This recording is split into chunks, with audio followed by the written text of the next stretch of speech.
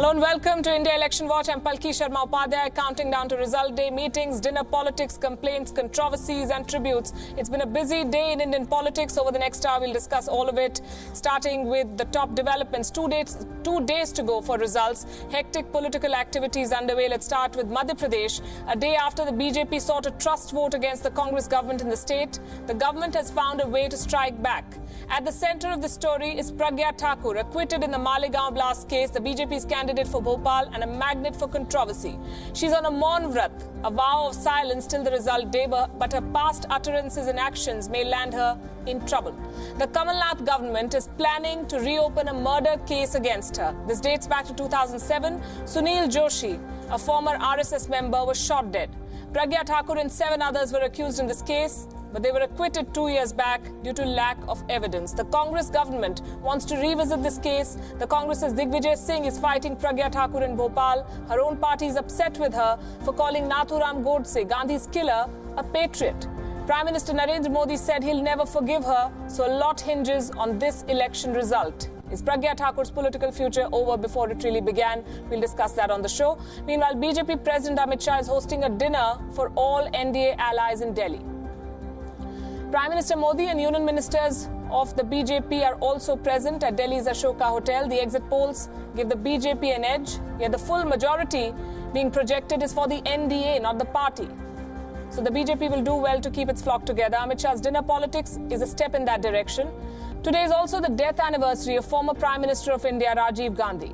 Members of the Congress party paid their tributes. So did the others, including the Prime Minister. He tweeted, and I quote, "Tributes to former Prime Minister Shri Rajiv Gandhi on his death anniversary." This is a welcome change in tone after the bitter campaign where the BJP, led by Prime Minister Modi, targeted Rajiv Gandhi, calling him, quote-unquote, corrupt number one.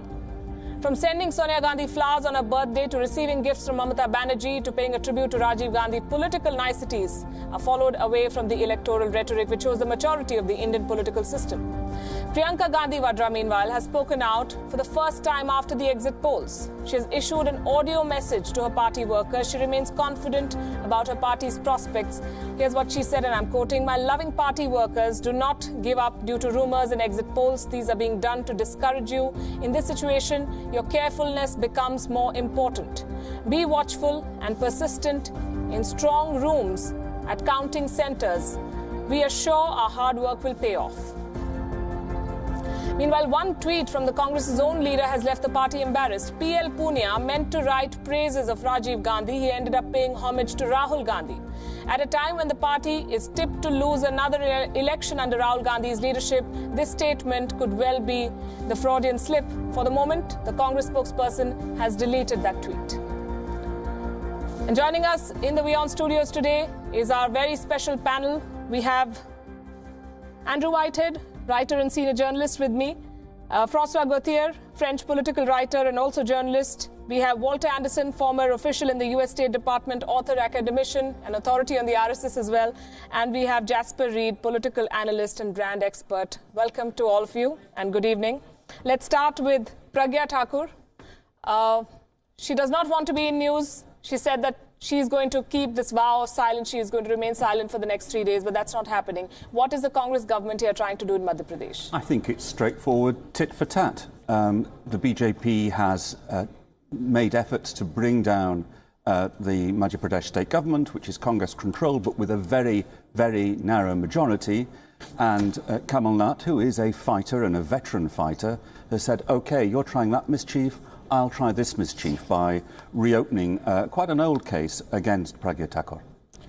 She was being criticized by many in her own party, François, by pulling out this case, which is 12 years back, which went on for 10 years, and the police found no evidence. Is the Congress party making a victim out of somebody who was already on the back foot? To be very frank, I don't know. I mean, I was always a little bit clueless about this case. I have no idea whether she's guilty or not. But I do think that opening up the case again is a political move. It's rather a dirty move, but I have no idea whether she's guilty or not.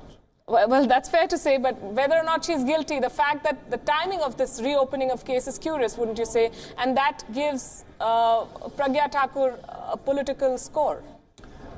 Well, it may be a bit peculiar, but I think it's not, surprising that they have done this. And she is under attack within the BJP and the RSS, by the way, as well.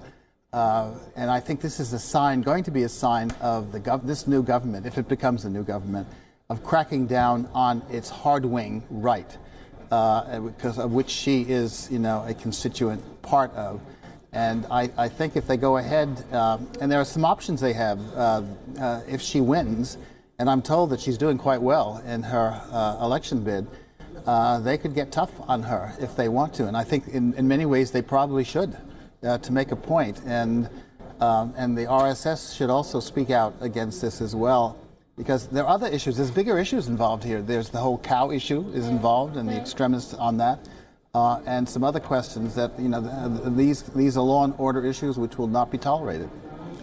And then we have Amit Shah hosting dinner for NDA allies. Most exit polls say that the NDA is coming back to power, and the BJP pretty much was the ruling party. The allies were just incidental in the previous dispensation. What do you think the BJP president is trying to do today? Well, I think it's evident enough. He's trying to rally people around. I'm not sure whether actually the Shiv Sena sending a representative is neither here nor there, frankly. I mean, I think he's doing what he should do, and ignoring all of the chit-chat around voting protocols and getting on forming a coalition. He's doing his job.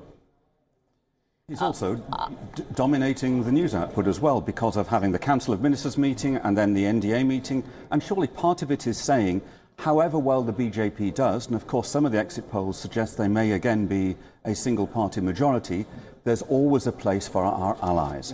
And it's also suggesting perhaps to some of the smaller regional parties who are wondering what they do, there's a place for you at the top table if you want to come on board. And the Modi-Shah combo was always criticised for not being team players, that they did everything on their own, and the others were told that this is how we're doing it.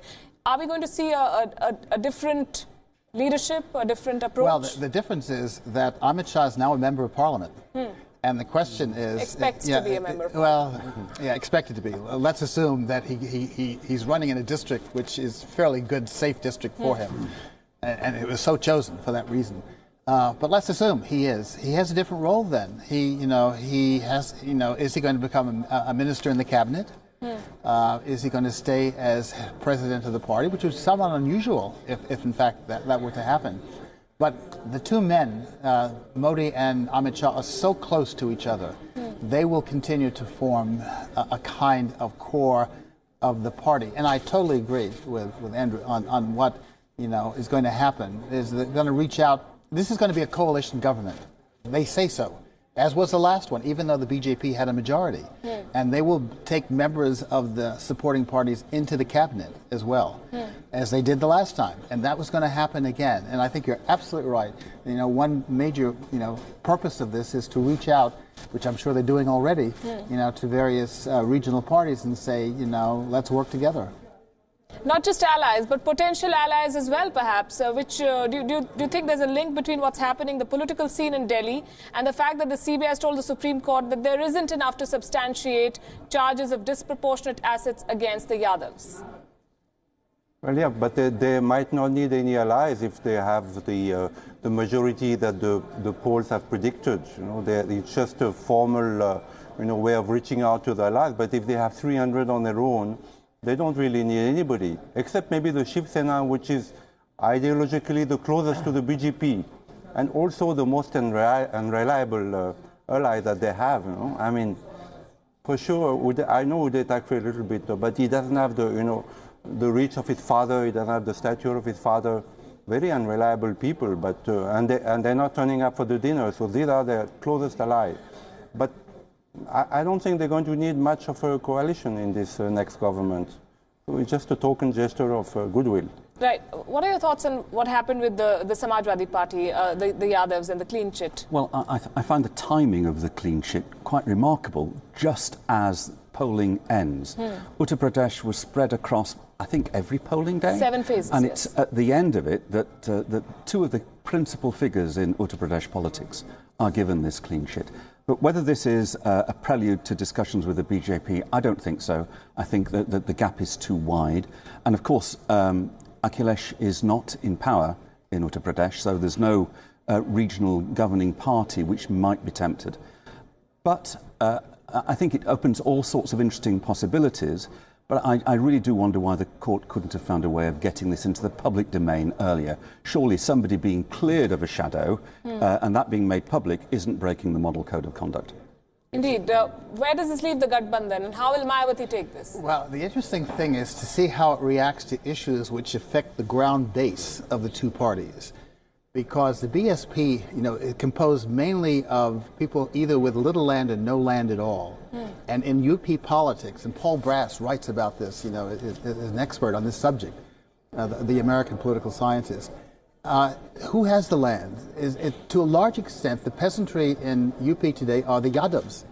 And that's the Samajwadi Party. Now, how are those two groups going to work out that issue of land?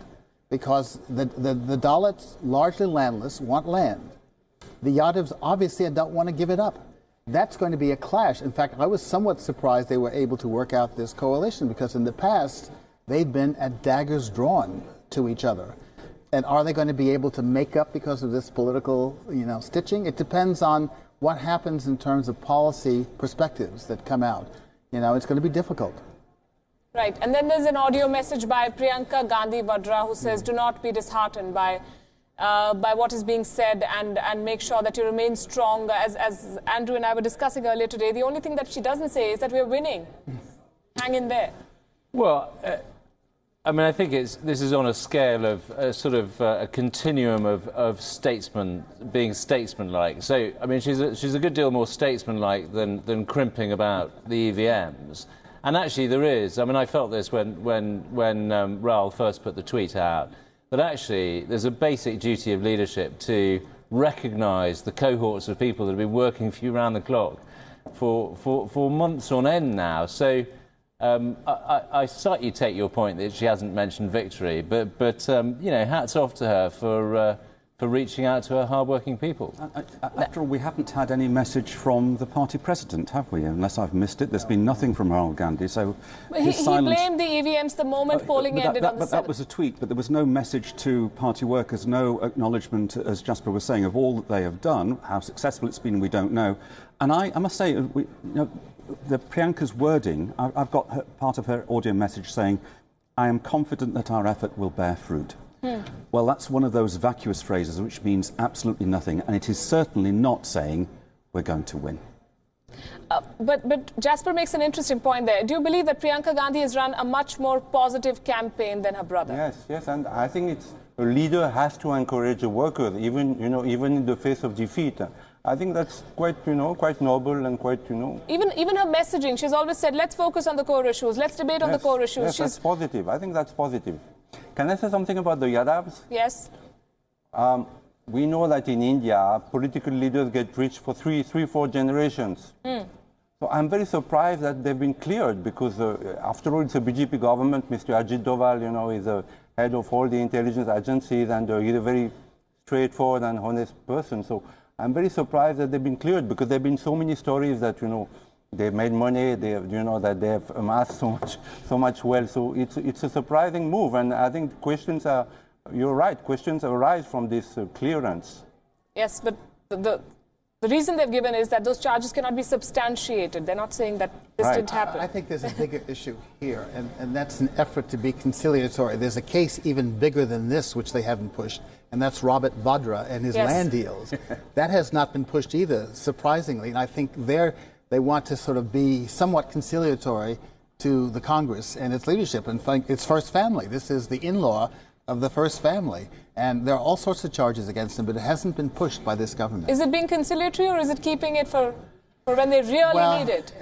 They could, but the very fact that they have, in their rhetoric, been relatively silent on this issue suggests to me that they want to be a little bit conciliatory. All right. If there's one controversy that refuses to die in this election, it's the one over electronic voting machines. Have they been tampered with? The opposition insists that is the case. The government dismisses the idea. So does the Election Commission. Today, leaders of 22 opposition parties submitted a memorandum before the Election Commission, and here's what they want. The voting machines in which VVPAT verification will be done should be identified before counting, and if there if there's any discrepancy, then 100% VVPAT verification for that assembly segment must be done.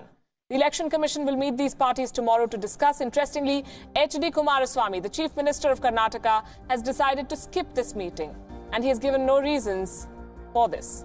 The opposition parties have been complaining about EVMs. They say the machines have been manipulated. They want paper trail verification in at least 50% of the seats. The Supreme Court has rejected this demand. The opposition also has problems with how and where these machines have been kept after polling.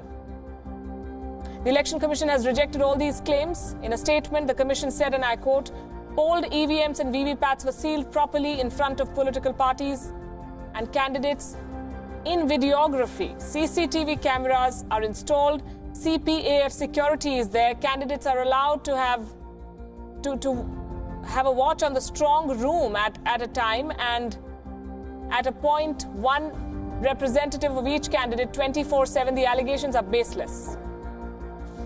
As things stand, VVPAT slips and EVM figures will be matched in 5 voting machines in every assembly constituency. Adding to the chaos are 2 completely opposite statements by former President Pranab Mukherjee. Yesterday, he praised the Election Commission. He said they shouldn't be criticized. Democracy has succeeded. It has succeeded largely due to the perfect conduct of the elections by the Election Commissioner, starting from Sukumar Sen in 1952 to the present election commissioners. High praise. Today he expressed concerns, though, over reports of alleged tampering of EVMs. He also said that fair conduct of elections is the responsibility of the poll panel. He called upon the institution to protect the sanctity of the elections. Wonder what changed between yesterday and today. Meanwhile, the BJP has accused the opposition parties of running down constitutional bodies like the Election Commission. It is a matter of concern that opposition parties are now making it a habit to constantly run down independent and constitutional bodies such as the Election Commission for their political purposes, even dragging the courts when they want. With regard to EVMs, when they win elections, and the Congress won a number of states recently, then the EVMs are meant to be okay. But if they lose elections, you can't run down the EVMs. The BJP leader is right, except that all parties in India, including his very own BJP, have raised doubts over EVMs at different points in time. When they lost the 2009 general election, L.K. Advani had blamed electronic voting machines. GBL Narasimha Rao even wrote a book on how they cannot be trusted, but that was then. Let's also quickly look at what experts say. Are EVMs safe? Can they be tampered with? In most countries, electronic voting machines are networked. In India, they aren't. We have standalone units, so you cannot influence an entire network. In most countries, the machines are produced by private companies. In India, state-owned ECIL and Bell produce EVMs. That eliminates the role of private players. Each machine has a unique number that can be tracked. Its software cannot be edited.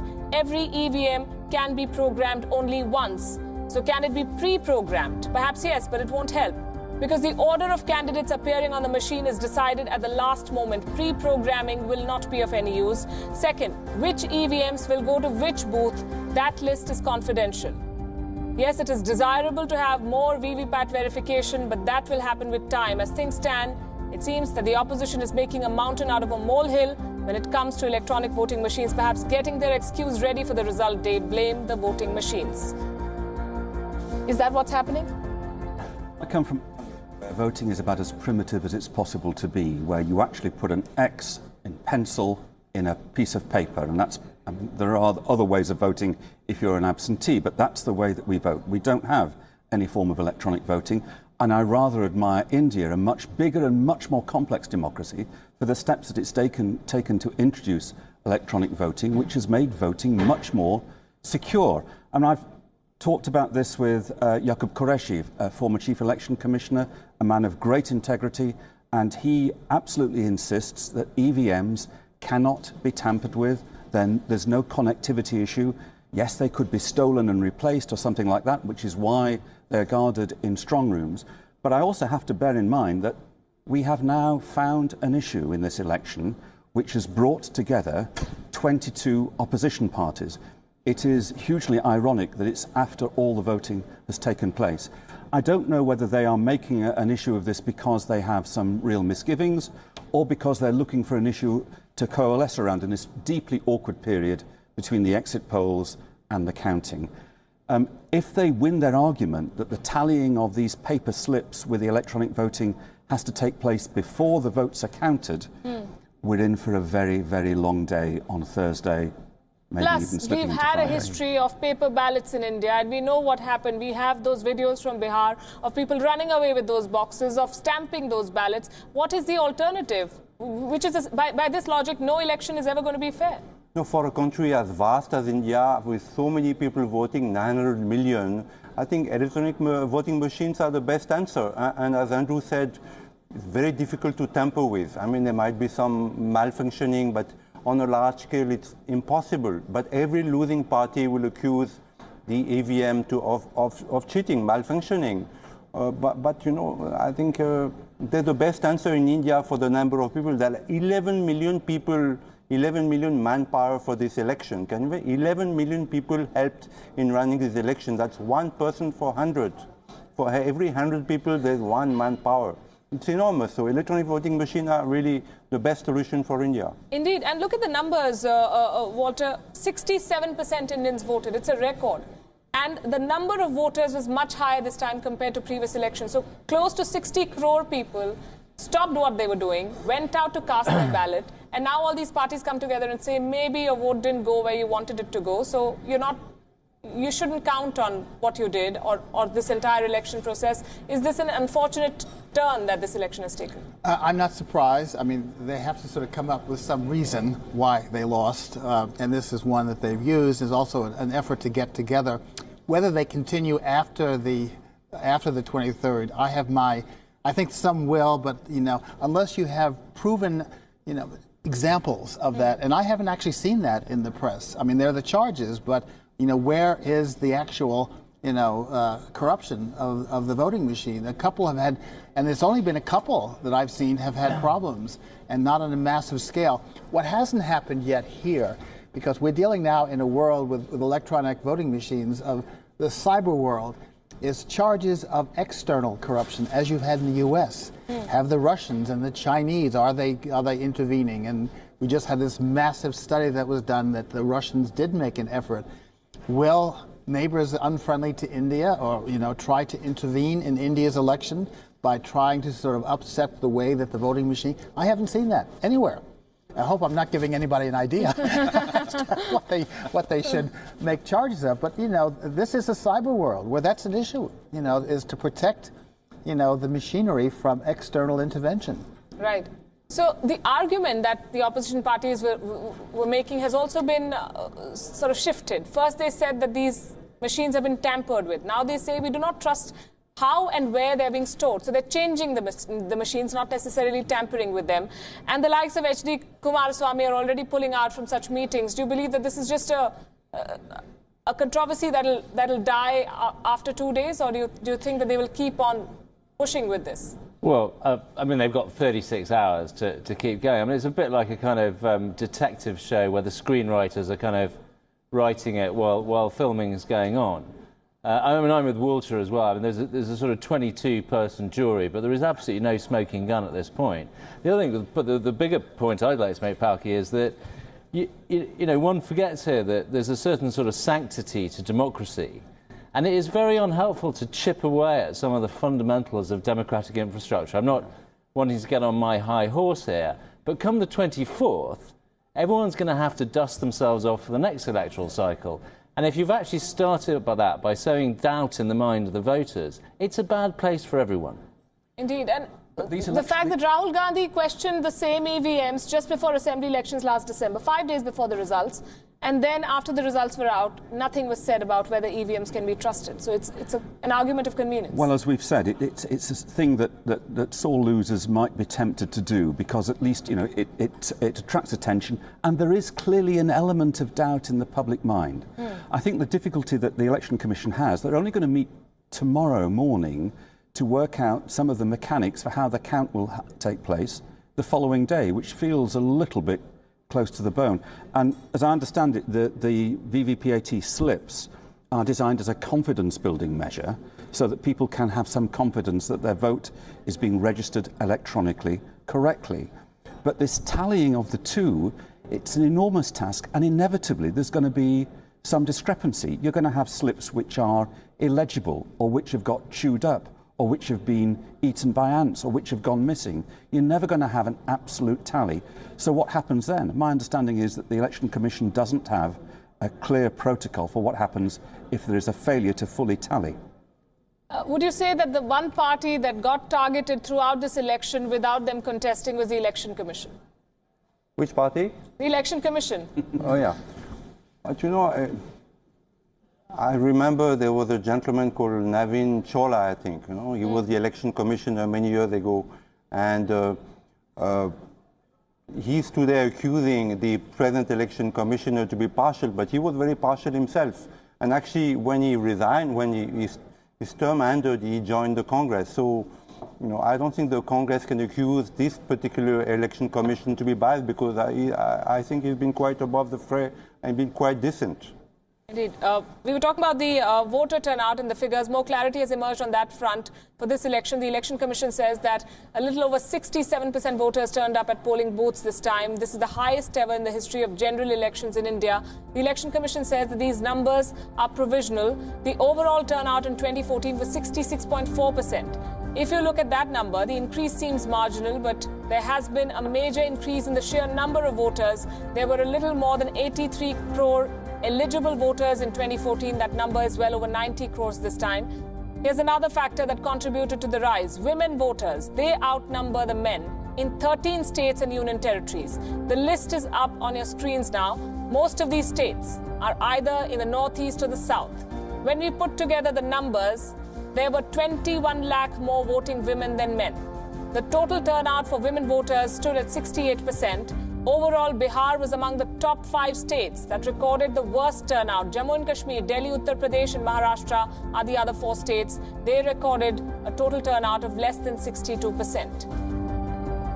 Another set of interesting figures comes from Dalal Street. The markets have been excited since the exit poll results came in. On Monday, the Sensex surged by 1,400 points. The Nifty logged its best gain in more than 10 years. Today, there was some correction. Both the Sensex and Nifty recorded losses. Some experts say that the highs of Monday were an overreaction, but the Sensex has a track record of big gains after exit polls. Here's how the markets have behaved in the past. In 1999, the Sensex gained more than 6 percentage points in 3 days. This was when the Atal Bihari Vajpayee-led BJP government came back to power.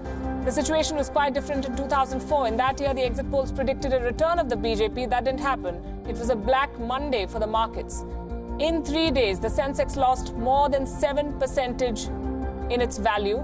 Maybe this was an indicator. The exit polls got it wrong. It was the Congress that won power in 2004. The Sensex gained marginally in 2009. Exit polls had predicted a close fight between the UPA and the NDA, but overwhelmingly, the UPA had the edge. In 2014, the markets cheered when Narendra Modi was projected to win the prime ministerial seat. Markets gained by 6%. And something similar happened on Monday too. If exit polls are indeed true, then it means continuity at the center for the markets. It's not just continuity and stability, Jasper. It seems that the markets prefer the right. Do they? Prefer the right wing.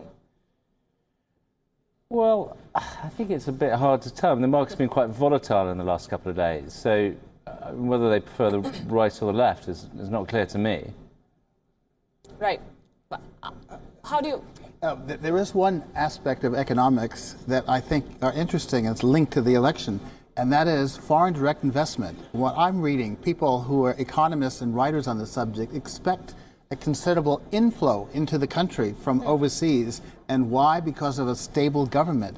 Businessmen overseas always like stability and a continuity of policy. And if the BJP comes to power with Prime Minister Modi, you have that. And if those predictions are true, India may have a surge of foreign investment, which is, could make a significant difference, particularly on the issue of employment, because that's a big area where the government has a major weakness. At some point, we may want to discuss that issue, that it has to somehow address more creatively than it's done so far. Well, conceptually, I agree with Walter, and would certainly agree, with my investor hat on, that continuity matters. Having said all of that, and this will be the one part of the cold realities on the morning of the 24th, the economy is not in great nick at the moment. It isn't? It isn't in great nick at the moment. So every indicator that certainly we look at would suggest that the BJP or whoever gets in, frankly, has got their work cut out for the next stage of the cycle.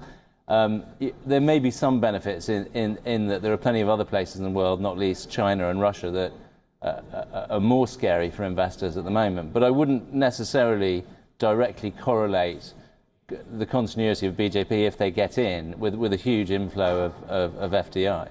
This has been called a business-friendly party. Do you see these numbers as a vote of confidence from the markets? From the markets, yes. I think the BJP is seen as more corporate-friendly. It's seen as more pro-economic reform. And with Congress, I think there is still some suspicion that it has a legacy of a statist, quasi-socialist approach. It may not be entirely justified because, of course, it was under a Congress government, Narasimha Rao's government, that economic liberalisation first took hold in the early 1990s. But I think there's also a sense of if Congress did come to power, it would be as part of a probably unwieldy coalition government which would have a populist and probably confused economic policy and might be changing Prime Minister every 12, 15, 18 months, which clearly would not be very welcome to the markets. So this is a vote of confidence, both in Narendra Modi and the BJP. I also have to say it's a vote of confidence in the exit polls too. It is indeed. How do you read the market's reaction? Yes, Congress is a socialist party. It's a party of the people, and I don't think it is seen as a pro-business and pro-capitalist party. And Mr. Modi is much more friendly towards corporates. But at the same time, I would like to say that on the ground, there hasn't been so much difference in terms of Mr. Modi's reforms, and doing business in India. I know many French companies which still experience, a lot of red tape in India. And Mr. Modi has not been able to break that, the whole of the bureaucracy on doing business in India. So yes, he's seen as more market-friendly by the stock market, but on the ground, his reforms haven't made a big difference compared to the Congress. Am I right? And the sheer number of people who've come out to vote, especially women this time. I think that is really heartening because this has not been the most turbocharged of campaigns. It has been quite low-key. At times it has been slightly dull. It's been very negative. It didn't have the energy of the 2014 election, yet more people have voted and more women have exercised their democratic strength at the ballot box. And that's a tremendous tribute to India's democracy. And there's other democracies I can think of, including my own, where turnout levels are often way short of 67%. Right, and so if you look at the past, so 2004 was about 58%, 2009 again 58%, and the 66.4 that we saw in 2014 was attributed to the Modi wave. And this was called a waveless election, and yet we have more people coming out to vote. Well, there wasn't an increase. I mean, the increase between this and the last one is marginal. But the number of people is higher, so then... But the number of people is higher, but the percentage is more or less the same. But there wasn't, a surge. It wasn't a surge to 70 or 75%. And, obviously there's high interest in this, I think in part because parties are better organized to bring out the vote than they have been in the past. And they went to a great effort to do so. But there was not a real surge. A surge would have been 70%, 72%. Some states had that. West Bengal had up to that level. But West Bengal has traditionally been a high voter turnout state. Yeah, and for reasons that people have written about, and the same is true in the Northeast, which is quite a different reason why they turn out in such high numbers of 70, 72, 74%. In the rest of the country, it tends to be a bit lower. But there wasn't, as I say, you have to have a surge from the 66, 67 of the last election to something like 70, 72. That didn't happen. And because I think in this election, it's a new subject that I'm introducing, you didn't really have an emotional issue that geared people up to go to the polls. You did in 2014. You had an emotional issue. This time you really didn't have an issue that was so emotional that, it drove millions of additional people who would normally not have voted to vote. But there's one other issue I wanted to add to a point that Andrew had made as to a gap. Historically, the poor have voted in higher numbers than the rich. This is the only major democracy in which that's the case. In every other one, it's just the other way around. And that, in my mind, reflects a trust of the vast majority of the poor in the legitimacy of the system that will help them. Now, that has a constraint on policy. Yeah. So I think one of the reasons why Mr. Modi hasn't done the reforms that you mentioned, he's stuck to a lot of these social welfare programs, which in the 2014 campaign, he said, we're going to get rid of that, we're going to sort of focus on growth. Well, he hasn't.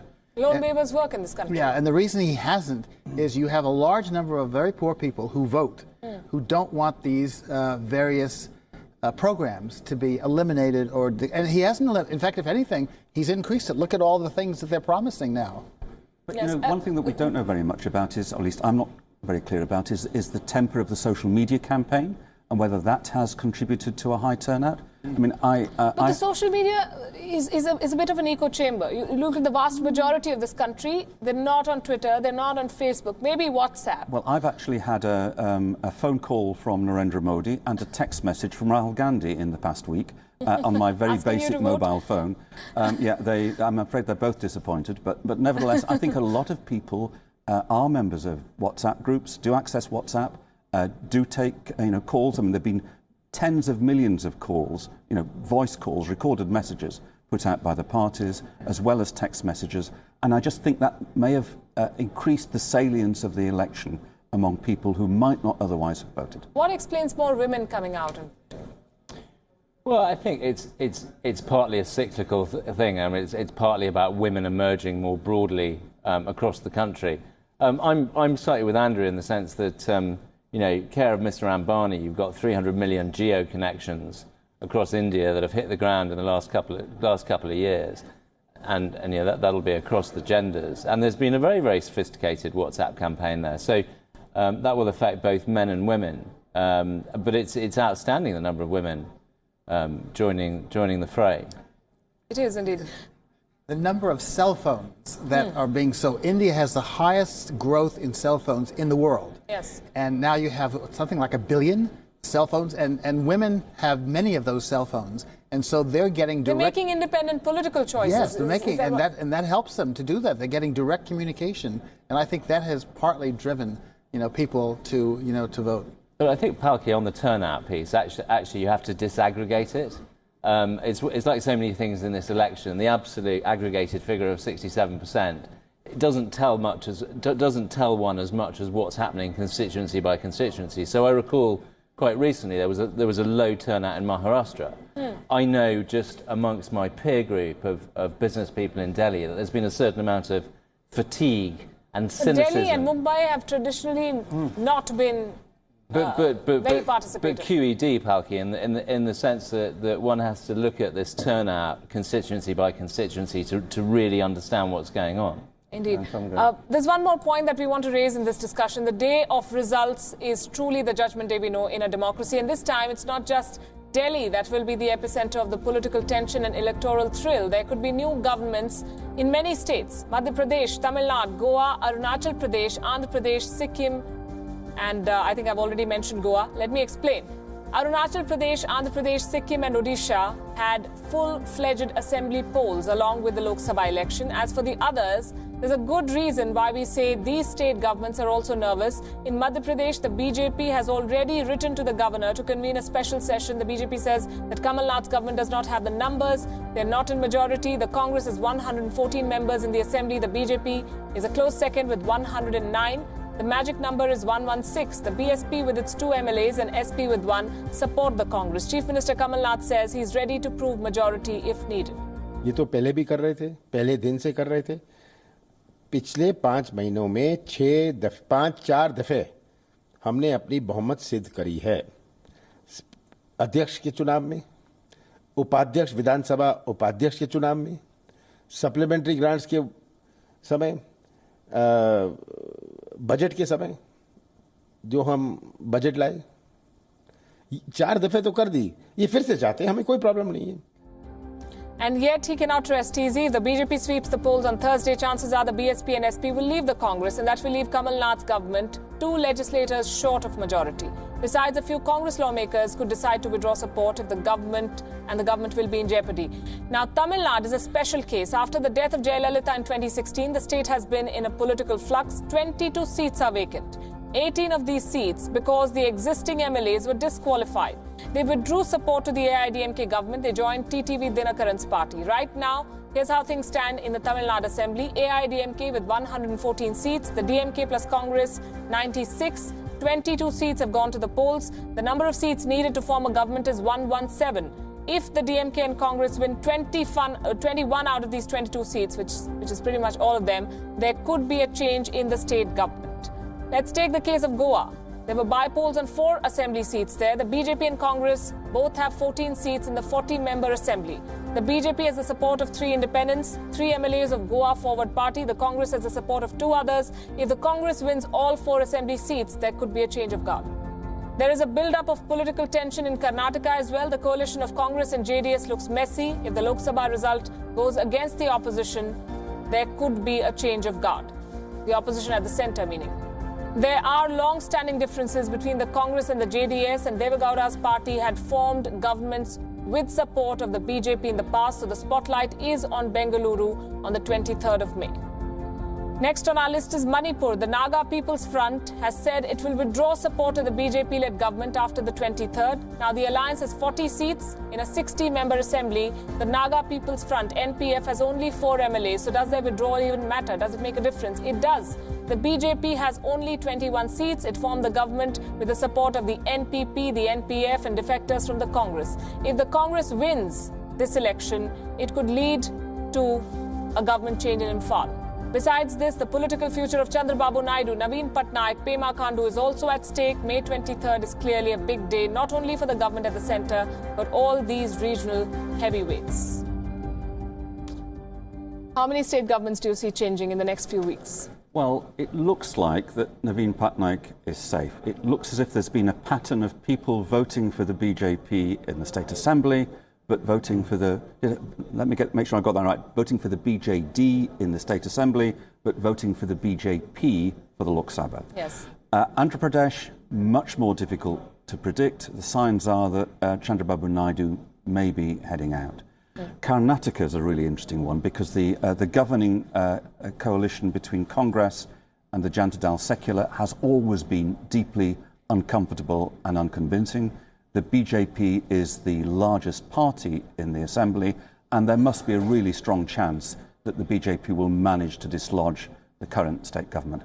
Tamil Nadu is different again, and I think the DMK will do well in these elections, but I'd be very surprised if it won a sweep so total that it won almost all the Assembly by-elections and became the biggest party in the Assembly. So Karnataka because of machinations, possibly. Andhra Pradesh because of the outcome of the elections. Madhya Pradesh we've already looked at, but Kamal Nath's a fighter, so that one is still too close to call, I think. What's your take, Walter? I agree. The issue, though, in Madhya Pradesh, one has to be careful. Madhya Pradesh and the Congress Party have rules about defection. If you defect, you have to resign and run again.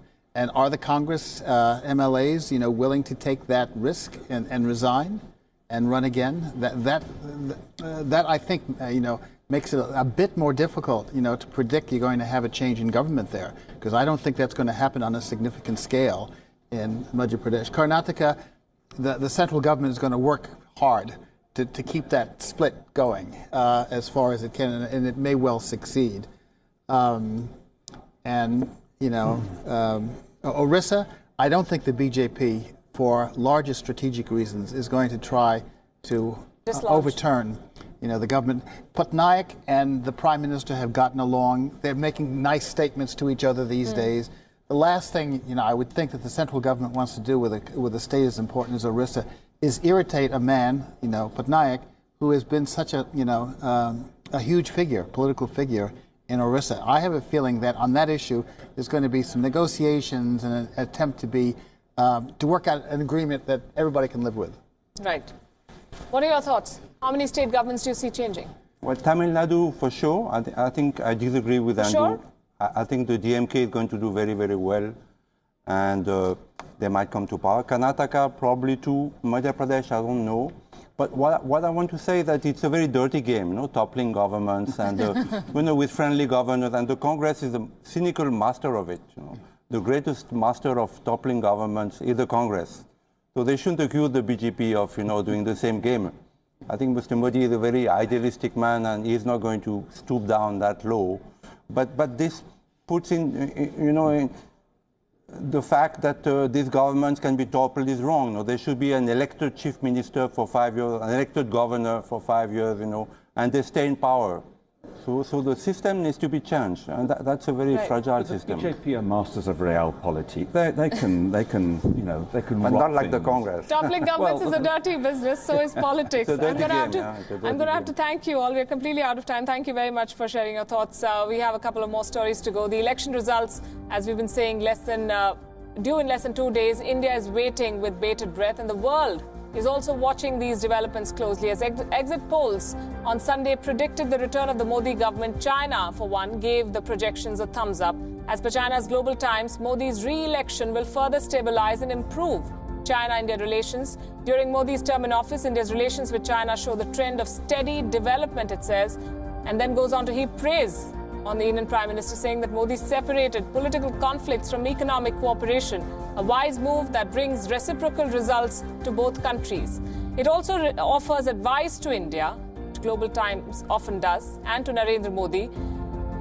But we won't get into that at the moment. The words used in the article are interesting. They come at a time of heightened trade friction with the US, and China eagerly wants India's support to fill the gap. It has already called for relaxation in trade hours with India. The Chinese ambassador to India earlier also sought an increase in the number of business days along the Nathula corridor. While meeting the Chief Minister of Sikkim, the Chinese envoy also stressed on the development of Nathula as a dry port to increase the volume of trade and called for an increase in number of stipulated items for trade. The Global Times has made the Communist Party's intentions clear. Its latest piece says the China-US trade war provides more chances for China-India cooperation, and China will turn to India when it is looking for a substitute for imports. India also has more opportunities to enter the Chinese medicine and software markets. Beijing and New Delhi should further seize the opportunity to expand their trade and economic cooperation. Not just India's neighbors, countries across the world are monitoring these results and exit poll numbers. The new German ambassador to India, Walter J. Lindner, has expressed hope that the results on the 23rd would mean continuance of the strong ties between the two countries. Outcome, of course, as a foreign diplomat, I will not comment on a possible outcome, but we are confident that whoever wins will have strong ties with Germany and will continue our close cooperation. We also spoke exclusively to the Polish envoy on his expectation from the new government. I hope that the new government will be even more open to the international world, and including Europe, including Poland. Poland, being a member of the European Union for 15 years already, we just celebrated the anniversary, is a good place for Indian companies to invest, because if you invest in Poland, you will have the access to all the European Union market. Reacting to the exit polls, an opinion piece on Al Jazeera's website raises the all-important question: has India's opposition failed? It goes on to say that if the exit polls prove to be right, the electoral strategies of the Indian opposition have failed to challenge the BJP's appeal. Numbers, of course, are key to elections, but they must be read in a context. We're also looking at what these numbers mean, the exit poll figures, what they tell us about the mood of the nation and the voting preferences of Indians. And here are the 5 big points to focus on today. 1, this election, as we've been saying, was a referendum on Narendra Modi. If the exit poll numbers are right, then the opposition did not matter. The alliance, or the lack of it, also did not matter. It appears that the people of India voted for the Prime Minister, the PM, not the MP. To that extent, even BJP candidates did not matter. It was not a constituency-wise fight. It was a vote for or against Modi. As I said, a referendum on his prime ministership. Two, the new element in the electoral mix of 2019, the first-time voters. More than 8 crore of them voted for Modi. How can we say that? Look at the numbers. The exit polls say this time the NDA may clock its highest vote share ever, 45%. In 2018, that figure stood at 38.5%. That's a jump of 6.5%. Who are these new voters? The first-timers. The BJP has been targeting them. Look at the state-wise figures for the BJP. 48% vote share in Uttar Pradesh, up from 42.6% in 2014. 49% in Karnataka, up from 43% in the last election. 3, the women voters, we've discussed that. A record 65.3% cast their ballot in 2014. This time that number is higher. And by all indications, these women voted for Modi. That's hardly surprising given how his government's policies have targeted women voters, from the Ujjwala scheme that gave LPG connections to women below poverty line, to the government's position against triple talaq or instant divorce that helped millions of Muslim women in India. Those moves seem to have reaped votes. 4, look at the exit poll numbers for the Hindi heartland. Madhya Pradesh has 29 seats. Most polls give the BJP more than 24. This is the state that the BJP lost to the Congress barely 6 months back in an assembly election. Similarly, Rajasthan, where the BJP is tipped to get the lion's share, more than 22 out of 25 seats. Rajasthan also voted Congress in the assembly election not very long ago. Chhattisgarh, again expected to be a BJP state. The BJP is expected to sweep the state. Clearly, Modi has wrested back the Hindi heartland. These are Congress-ruled states where the party failed to keep the momentum of the assembly election wins. And 5, Rafale boomeranged on Rahul Gandhi. Nobody bought his Chaukidar Chor line. Even senior leaders of his own party did not dwell much on this. The Congress failed to prove a scam, made the attack very personal, centered the campaign around the Prime Minister, but could not prove charges of corruption. Whatever be the merits of the case, they failed to convince the electorate. And that is what the exit polls say. With that, we are wrapping up this edition of India Election Watch. Thanks very much for joining.